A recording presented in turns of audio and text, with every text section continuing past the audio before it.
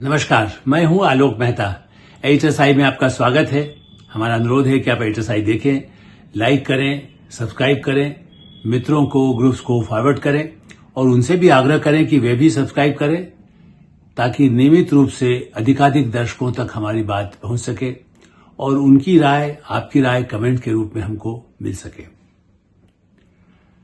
महाराणा प्रताप की जयंती है और जब शौर्य की बात होती है, भारत के शौर्य की बात होती है, भारत की सेना की बात होती है, तो जिन महापुरुषों को हम याद करते हैं, इतिहास से, भारत का इतिहास जो गौरवशाली इतिहास रहा है, वहां ठीक है कि श्री कृष्ण को, भगवान राम को, शिव को, उन सबको तो याद किया ही जाता है, उनको प्रणाम किया जाता है, प्रतिदिन किया जाता है। लेकिन जिस समय चुनौतियां हो और युद्ध की भी स्थितियां हो, तब महाराणा प्रताप की जयंती पर नमन करना और भी आवश्यक लगता है, याद दिलाना नई पीढ़ी को कि हमारे शौर्य की परंपरा क्या रही है।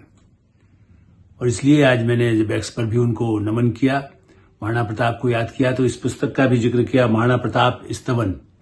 ये एक काव्य, जैसे पूरा चाहिए कि काव्य पुस्तक है कविताओं की, और महाराणा प्रताप पर बड़ी अच्छी पंक्तियां। अब ये ठीक है कि आप ये कह सकते हैं कि इसमें कोई परिवार की बात नहीं, लेकिन हाँ, मेरे ही बुजुर्ग काका, मतलब पिताजी के छोटे भाई, जो अब 90 वर्ष से अधिक उनकी आयु है, और उन्होंने मैंने बाकायदा वो कविताएं भी लिखते रहे हैं, बहुत बड़े शिक्षाविद रहे हैं और राजनीति में भी कुछ हद तक सक्रिय है, जयप्रकाश नारायण के आंदोलन में। तो उन्होंने उनके शौर्य पर भी और जो लिखा, उसमें सबसे बड़ी बात यही है कि चाहे कितना ही कर लो, नैतिकता की बात वो कहते थे। एक कविता की कुछ पंक्तियां मैं पहले आपको वो सुनाना चाहता हूं। बदले में चाहते राणा तो सोने की वर्षा कर लेते, नैतिकता की इस मिसाल को का कैसे वर्णन हम फिर देते। शत्रु से भी मानवता के मूल्य निभाने वाले राणा, तुमसे हिमाद्री ऊंचाई ने अपने को छोटा है माना। प्रताप विरोधी अभियानों से खान स्वयं हट गए, अनुपम उनकी काव्य साधना, यश प्रताप के पुष्प गुथ गए। देखिए, शत्रु से भी मानवता के मूल्य, यही, और इसीलिए प्रधानमंत्री नरेंद्र मोदी ने जब उनको श्रद्धासुमन राणा प्रताप को दिया है, इसलिए मुझे पंक्तियों का जिक्र करना आवश्यक लगता है। हमारे भारत की नीति और प्रधानमंत्री, जबकि भारत में बहुत उत्तेजना है, पठानकोट की घटना के बाद पाकिस्तान को तबाह कर दिया जाए, बिल्कुल खत्म कर दिया जाए, कहीं नामो निशान हटा दें, कई लोग इस तरह की बातें करते हैं। लेकिन जनता, मानवता का गुण जो भारत का संस्कृति रही है, उसकी चर्चा कैसे होगी? उसको भारत में, दुनिया में गौरव क्या, हम उसको, अपनी संस्कृति को भूल जाएंगे? और इसीलिए प्रधानमंत्री नरेंद्र मोदी ने सेना पर, भारत की सेना, नौसेना, थल सेना, जल सेना,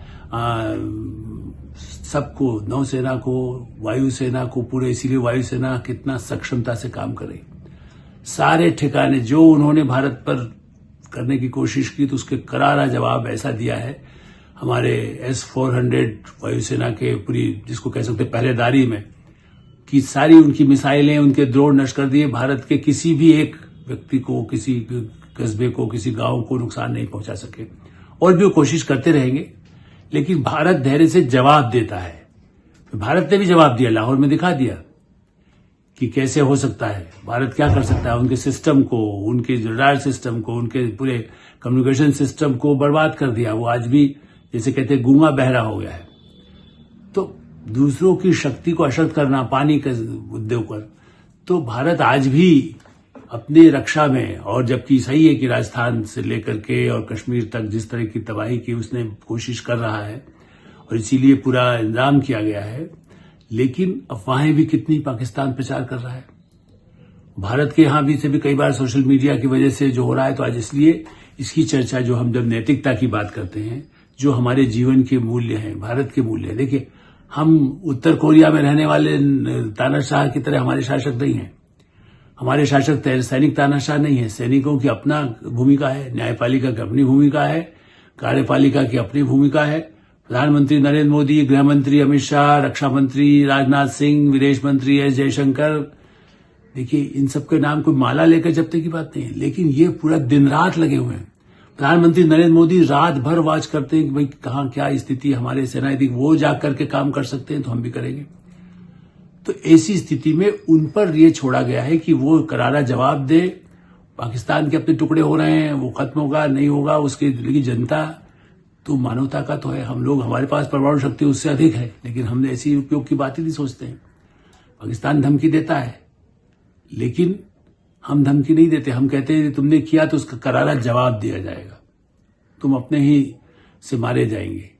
वह लोकप्रिय कितना वहां का, न प्रधानमंत्री शरीफ, न उसकी कोई क्रेडिबिलिटी बची है, और जो सेनाध्यक्ष है मुनीर, वो तो उसको खुद ही इतनी उसकी बदनामी, और उसके सब लोग, उसके आर्मी के लोग भी उससे धीरे धीरे तंग हो रहे हैं, और उसने जो गतिविधियां उसकी है उसकी वजह से पूरा पाकिस्तान तबाह है। तो उसके खिलाफ विद्रोह तो हो ही रहा है। वो अपने आप, जैसे कह सकते हैं, अपने आप जहन्नुम जिसको मिलेगी उसी में वही उसकी श्रेणी आने वाली है।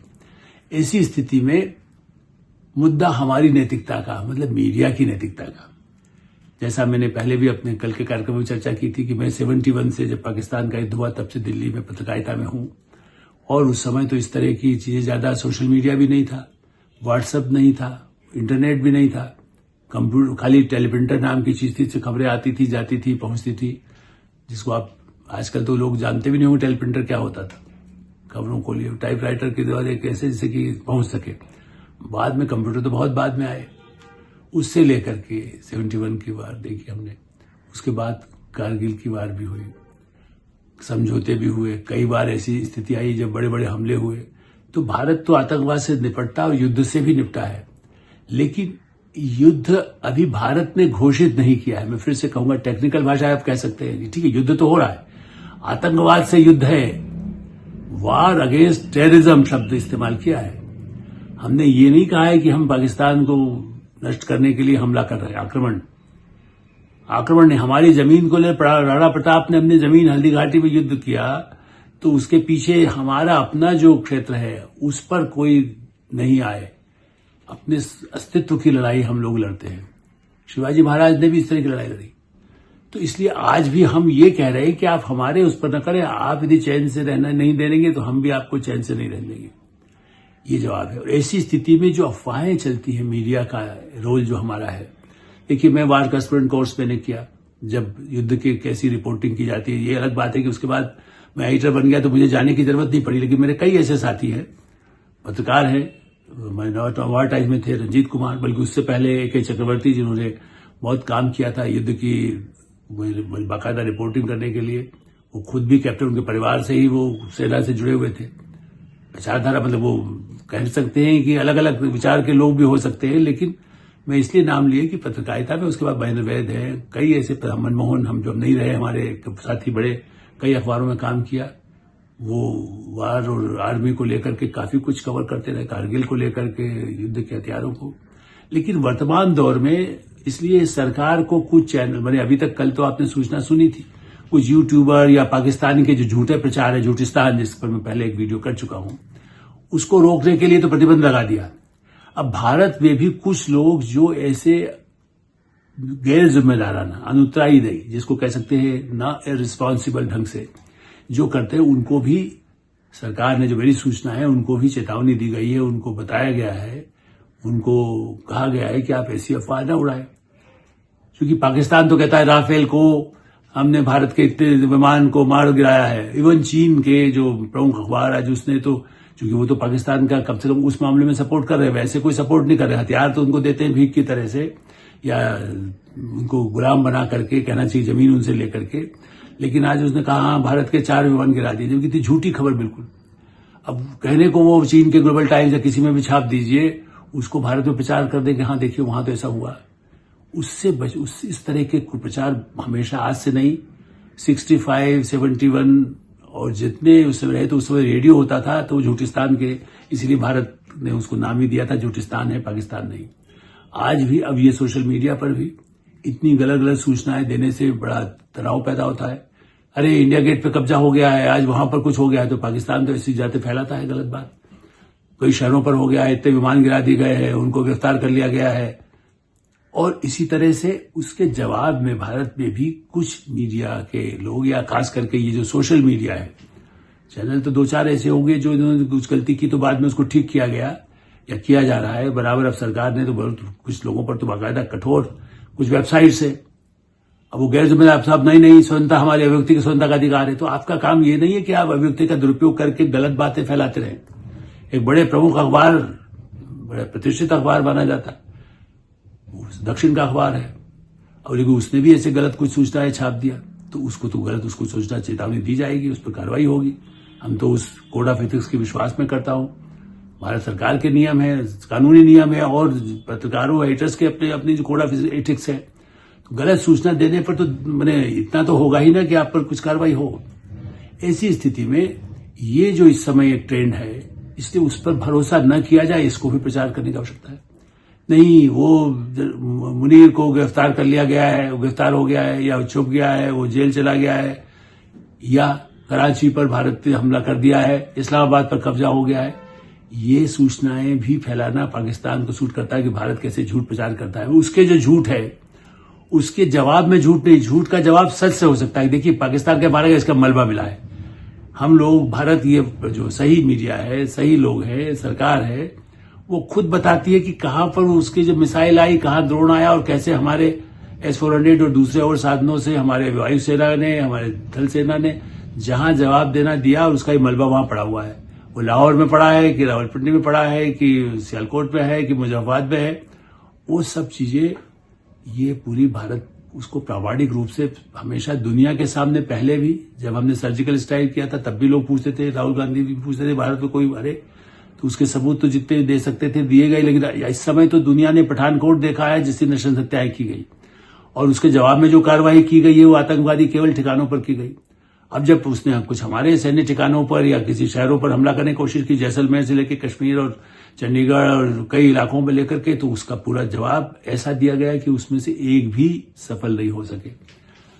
तो प्रतिकार करना और नैतिकता को बनाए रखना और झूठी अफवाहों को खंडन करके लोगों में विश्वास पैदा करना, मुंबई में, दिल्ली में, कलकत्ता में, जयपुर में, इंदौर में, केरल में, बेंगलोर में, आप राज्यों में कहे या मैंने पंजाब या हरियाणा में भी यदि कहीं शादी हो रही है, संगीत हो रहा है, ऐसी भी घटना है कि जहां शादी हुई है लेकिन वो जवान है, सैनिक है, तो उसने आज ऐसा खबर आई कि उसने कहा नहीं मैं तो अब ड्यूटी पर जाऊंगा, विवाह मंडप से निकल कर ड्यूटी पर चला गया। सारा ऐसे भी है, लेकिन ऐसे सामान्य भी है कि यदि गीत हो रहे हैं, संगीत के कार्यक्रम हो रहे हैं, तो दिल्ली में भी हो रहे हैं, मुंबई में भी हो रहे हैं, सिनेमा हॉल भी चल रहे हैं, हवाई अड्डे, कुछ 20-25 हवाई अड्डे जहां सेंसिटिव हैं, जो सीमा के क्षेत्र के हैं, उनको यदि कहा गया कि भाई यहां पर अभी नई उड़ान होगी, चूंकि रात को कब क्या प्रॉब्लम आती है सुरक्षा की दृष्टि से, उनकी दृष्टि से, या उनमें भी कहीं ऐसे भी क्षेत्र हैं जहां कुछ विमानों की उड़ान जहां जा सकते हैं वहां जा रहे हैं, तो सब एयरपोर्ट बंद हो गए। ऐसी अफवाहें फैलाने से ये भारत का विश्वास नहीं।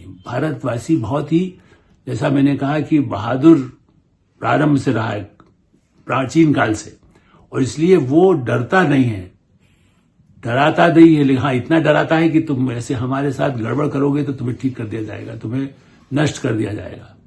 हमलावर जो आए उनको हिंसा के जरिए भी ब्रिटेन को बाहर कर दिया गया, आजादी दिलाई गई महात्मा गांधी के आदर्शों पर, और जहां जरूरत है हथियारों से, तो 65 से लेकर कब तक बताइए कोई सफल हो पाया? चीन भी सफल नहीं हो सका, जो शुरू में 62 में कब्जा कर लिया था वो उसको रही। उसके बाद तो 1 इंच भी, जब पिछली बार उसने कोशिश की तो प्रधानमंत्री नरेंद्र मोदी ने कहा था 1 इंच भी नहीं जाएगी, वापस जहां था, जिसको जाना था उसको वापस वहां जाना पड़ा। ऐसी स्थिति में अफवाहों को या सोशल मीडिया को, हमने अभिव्यक्ति की स्वतंत्रता है या सोशल मीडिया में अच्छी बातों के लिए है, लेकिन उसको रोकने के लिए मिलिट्री के साथ, या जो वारफेयर, एक साइकोलॉजिकल वारफेयर होता है, ये भी सही है। अमेरिका खास करके, या चीन या रूस, या कई ऐसे देश हैं, ब्रिटेन, वो वर्ल्ड वार के समय से था, मैंने गोबल्स जो हिटलर का था वो भी ऐसे ही इसी झूठा प्रचार का हथियार इस्तेमाल करता था। तो कुछ हद तक आप सामने वाले का मानसिक रूप से उसको तोड़े कि देखो अब तुम खत्म हो सकते हो, वो युद्ध के लोग जो होते हैं, सेना के लोग हैं, वो तय कर सकते हैं किस बात को कितना फैलाने की आवश्यकता है। लेकिन समाज में एक भय व्याप्त कराना, भय पैदा करना, या गलत इंफॉर्मेशन देकर लोगों को आतंकित करना, कोई बीमार होगा, कोई मर जाएगा, किसी को हार्ट की पेशेंट है, आपने दीदी कहा कि ऐसा जब बम वहां फट गया है, लोग मरने वाले हैं, वो सोचे मेरे रिश्तेदार तो नहीं मारा गया, तो गलत सूचनाओं को प्रसारित करना भी अपराध की श्रेणी में आता है। इसलिए इस समय नैतिकता और संयम उतना ही आवश्यक है जितना भारत का साहस दिखाना। और इसलिए भारत सरकार, भारत की सेनाएं जो सूचनाएं दें उस पर ही विश्वास करे। यही तो सेना का सबसे बड़ा समर्थन है। मॉक ड्रिल हो रही है, जहां ऐसी जरूरत होगी तो सायरन बजेगा, और क्या प्रिकॉशन लेना चाहिए, क्या सावधानी बरते, कितना सहयोग सेना को करे, वो सब तो किया ही जाए, किया जाता रहेगा, हमेशा किया भी गया है। लाखों लोग इसके लिए तैयार बैठे हैं, सब सेवा के लिए। सरकार तो है ही, देश भी साथ है।